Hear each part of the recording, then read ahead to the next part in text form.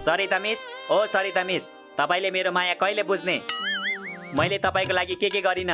तपाईको स्यालेरी बढाइदिए, तपाईको बर्थडेमा आइफोन 16 प्रो गिफ्ट दिए। हुँदा हुँदा तपाईको त्यो लफङ्गा भाइ जसलाई खान र हग्न बाहेक केही आउँदैन त्यसलाई पनि जागिर दिए। यति गर्दा पनि तपाईले मेरो माया किन नबुझेको के? ढोका खुल्लै छ, भित्र आउनुहोस्। नमस्ते सर। नमस्ते नमस्ते, बस्नुहोस्। बसिहाल्छौँ नि, तपाईले भन्नुपर्छ र? जोक गरेको क्या सर, जोक गरेको। क्या रिसाइदिरा क्या बुढा त? चुप लागेर बस। सरी प्रिन्सिपल सर, यो अलि धेरै बोल्छ के? धेरै हैन, लास्टै धेरै बोल्दो रहेछ तपाईको छोरा। सम्झाउनुहोस् है, नत्र रस्टिकेट गरिदिन्छु नि फेरि।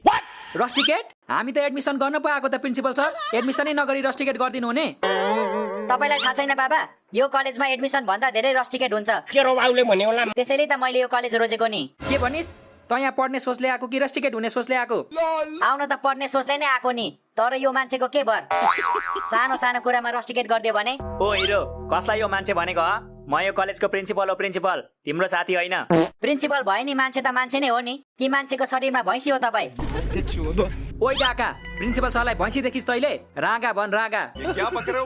यो के भन्दै हुनुहुन्छ तपाईँ? दिमाग ठिक छ तपाईँको? खोइ सर, ठिकै त होला नि। मेरो र दिमागको कुरै हुँदैन, कसरी थाहा पाउनु? जस्तो छोरा त्यस्तै बाउ। उल्टो भयो हौ प्रिन्सिपल सर, जस्तो छोरा त्यस्तै बाउ हुँदैन के? जस्तो बाउ त्यस्तै छोरा पो हुन्छ त। एक्सक्युज मी म्याम, तपाईको नाम भन्नुहोस् त मलाई। मेरो नाम विनिता हो सर। किन र?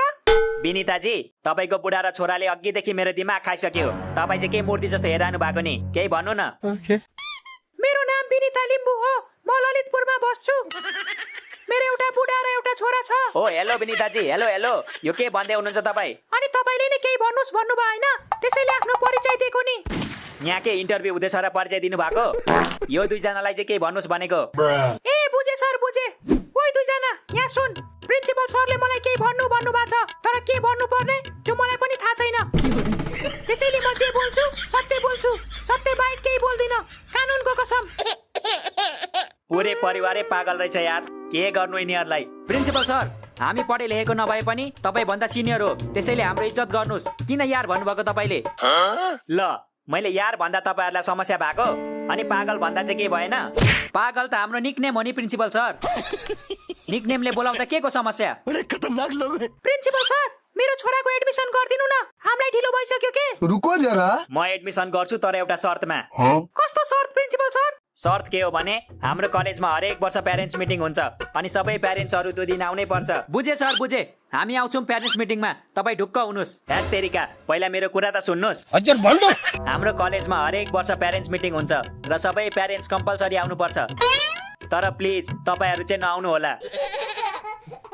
किन सर, के दुश्मनी छ र हामीसँग? दुश्मनी केही छैन, तर जो मान्छेले आफ्नो निकनेम पागल हो भन्छ त्यो मान्छेले मिटिङमा आएर झन् के भन्ला? ल सर, हामी प्यारेन्ट्स मिटिङमा आउँदिनौँ, यो मेरो वचन भयो तपाईलाई। कुन वचन मम्मी? एक वचन कि बहु वचन? घर पुग्न दे, त्यसपछि भन्छु कुन वचन भनेर। ल अब एडमिसन सुरु गरौ है त। तिम्रो नाम के हो बाबु? यसको नाम सुभाष हो सर। अनि अहिले तिमी कति वर्षको भयो? यो 16 पुगेर ठ्याक्कै 17 लाग्यो सर। तपाईँ छोराको एडमिसन गर्न आउनु भएको कि आफ्नो एडमिसन गर्न आउनु भएको? छोराको गर्न आएको नि सर। यो उमेरमा मेरो एडमिसन गरेर के फाइदा? त्यसो भए छोरालाई बोल्न दिनुहोस् न त, म उसलाई प्रश्न गरिरहेको छु। सरी, बोल छोरा बोल, दिल खोलेर बोल, तेरो बाउ तेरो साथमा छ। बकचोदी मत कर लौडे। सुरुमा तपाईँ चुप लाग्नु न, अनि पो बोल्छु त। अघिदेखि तपाईँ नै बोलेको बोले हुनुहुन्छ, म कसरी बोल्नु? कति बोलेको के? मुख सुख सिलाइदिनु पर्ने। अब आएन लाइन पे। तिमीलाई सिलाउने त्यस्तो रहर छ भने मेरो अन्डरवेयर फाटेको छ, त्यो सिलाइदेऊ न। मुख सिलाएर के पाउँछौ? तिम्रो मुख सिलाएर शान्ति पाउँछु मैले, शान्ति। प्रिन्सिपल सर, मुख सिलाएर शान्ति पाइन्छ? तपाईँ आफै भन्नुहोस् त। प्रिन्सिपल सरलाई के सोधिरहेको? उहाँलाई के थाहा? उहाँलाई के थाहा रे? यत्रो ठुलो कलेजको प्रिन्सिपललाई थाहा नभएर कसलाई थाहा हुन्छ त? मलाई थाहा छैन हजुर, मलाई थाहा छैन, किनकि म पढेर प्रिन्सिपल भएको हो, कसैको मुख सिलाएर होइन। अब एडमिसनमा ध्यान दिउँ न ल। सुभाष, राइट? यस सर। बिस्तारै बाबु, बिस्तारै। तिम्रो कलेज एडमिसन हुँदैछ, लाउरेमा भर्ती होइन। अनि तिम्रो फेभरेट सब्जेक्ट चाहिँ के हो नि? मेरो फेभरेट सब्जेक्ट छैन सर, म सबै सब्जेक्टलाई बराबर समय दिन्छु, तपाईहरु जस्तो भेदभाव गर्दिन। तेरो बाउले भन्छ। ए हो, त्यसो भए त सबै सब्जेक्टमा उस्तै मार्क्स आउँछ होला नि त तिम्रो? हजुर सर, हजुर, उस्तै मार्क्स आउँछ सबैमा सी। तपाई चाहिँ किन बोल्नु भएको फेरि? तपाईको मुख त साँच्चीकै सिलाउनु पर्ने हो कि क्या हो? अनि सबै सब्जेक्टमा सी ल्याएर साइन्स पढ्न सक्छौ त तिमी? मलाई नभन्नुहोस्, मेरो मम्मी बाबालाई भन्नुहोस्, उहाँहरूले नै साइन्स पढ्न लाएको हो मलाई। मोल्ला खेल खेलमा हो विनिताजी, तपाईहरुले जबरजस्ती साइन्स पढ्न लाएको हो छोरालाई? होइन नि प्रिन्सिपल सर, हामीले यसलाई दुईटा अप्सन दिएको थियौं, त्यसमा यसले साइन्स नै रोज्यो त हामीले के गर्नु? अप्सन के थियो त्यो पनि भन्ने हो कि मम्मी? के थियो र अप्सन? उहाँहरूको अप्सन साइन्स पढ्छस् कि कुटै खाएर साइन्स पढ्छस्? प्रिन्सिपल सर, तपाई यसको कुरा नसुन्नुस्, यसको दिमाग तेज छ के? साइन्स पढ्न सक्छ यसले? कसरी सक्छ? सबै सब्जेक्टमा सी मात्र ल्याउँदो रहेछ। सी ल्याउनेले साइन्स पढ्न सक्दैन नि। सी त अरु एक्जाममा हो के सर? एसई मा त धेरै राम्रो गरेको छ नि यसले। हो, धेरै राम्रो गरेको छु मैले। सी देखि सिधै सी प्लस ल्याइदिए। कसैले सक्छ सी देखि सिधै सी प्लस ल्याउन? आथा, किन चिमोट्नु भएको? हेर्नु त प्रिन्सिपल सर, मम्मीले चिमोट्नु हुँदैछ मलाई। अरे विनिताजी, किन कर गर्नुहुन्छ? साइन्स पढ्न सक्दैन भने अरु सब्जेक्ट लिँदा भइहाल्यो नि। बिल्कुल बिल्कुल तपाई चुप लाग्नुस्, यसले साइन्स नै लिनुपर्छ। यदि तैले साइन्स लिनस् भने मेरो अनुहार नहेर्दा हुन्छ, बुझिस? ल ल मम्मी, अबदेखि म तपाईसँग आँखा चिम्लेर बोल्छु नि त त्यसो भए। अबे साले तपाईको छोरा त लास्टै फन्नी रहेछ विनिताजी। फन्नी भइहाल्छ नि, जतिखेर पनि त्यो मछुनीको भिडियो हेर्दै बस्छ अनि फन्नी हुँदैन त? हो र, तिमी पनि मछुनीको भिडियो हेर्छौ? हेर्छु नि सर, तपाई पनि हेर्नुहुन्छ र? म त झन् सबै भिडियो हेर्छु नि। कहिले काहीँ त कलेज छुट्टी दिएर दिनभरि त्यही हेर्दै बस्छु। ओ प्रिन्सिपल सर, तपाई यत्रो ठुलो भएर कार्टुन हेर्नुहुन्छ? हेर्छु त, कार्टुन हेर्छु, एनिमी हेर्छु, सबै हेर्छु नि म। धेरै नहेर्नुस्, कार्टुन हेर्दा हेर्दा तपाईको अनुहार पनि कार्टुन जस्तै भइसकेछ।